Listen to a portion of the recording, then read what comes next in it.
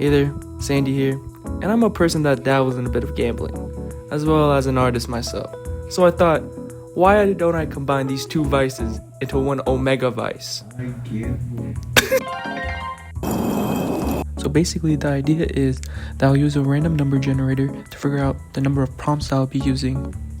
And then I'll be using a coin flipper to be deciding like 50-50s of things I'll be doing, like using a background or what type of art style I'll be using. So starting us off with the first important gamble. Do I draw a background? Heads, I do. Tails, I don't. Let's see it.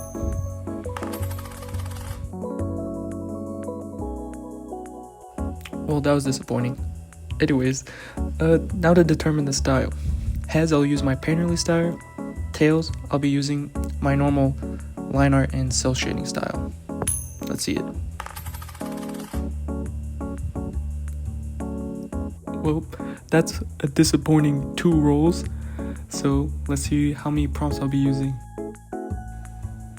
3. Okay, not the worst, not the best. So let's see what type of prompts we get. So I found this random word generator. I put the word amount at 3. Let's see what we get. Childish, snobbish, pacify. I don't know what any of those words mean. I'm cooked.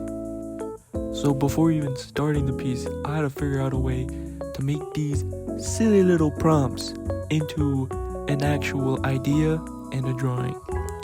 So I thought I might as well use Melanote, because every art YouTuber be shilling this thing, bro. Honestly, I don't think it's made for me, for my monkey brain that like comes up with one idea and just sticks with it. But this is what I had for my Melanote. It doesn't look cool, but that's how I used it.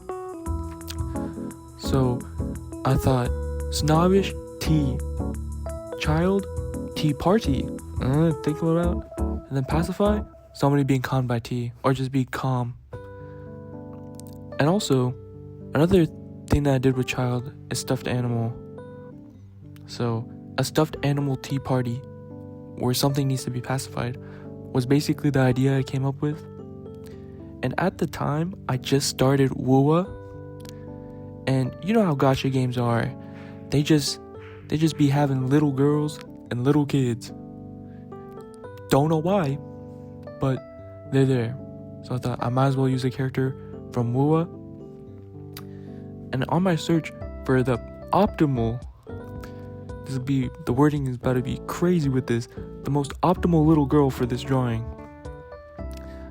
I saw one named Encore that has 2 stuffed animals, one that's like mad and one that's usually happy. So I decided to make the mad one calm and make the happy one angry.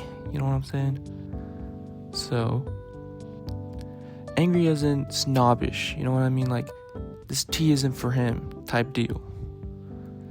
And then trying to come up with a pose, I was just low-key thinking, because earlier I had it as a table. I'm like, that low-key looked boring as heck.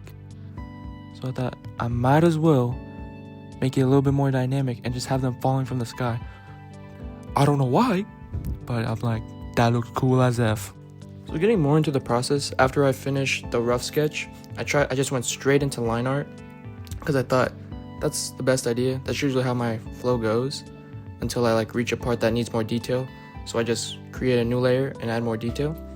But until then, I just go straight into line art. So with the line art, I just did a mechanical pencil brush tool, because it has less opacity and I thought it'd look better for the art piece, for the style I was going for anyways. Though, looking back on it, it was probably not the best idea.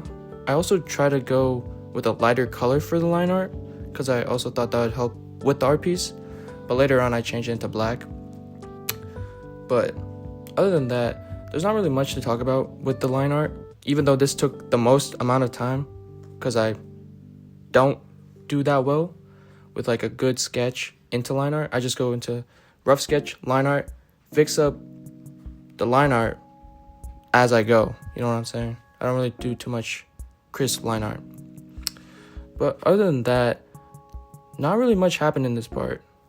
Actually, now that I think about it, when I was trying to add some of the details, it was really hard, because when I was looking on the wiki for this character, there was literally not really a character sheet, I guess, or I didn't find one. So I had to use like a GIF of her just doing her animations to get the part that I needed detail for.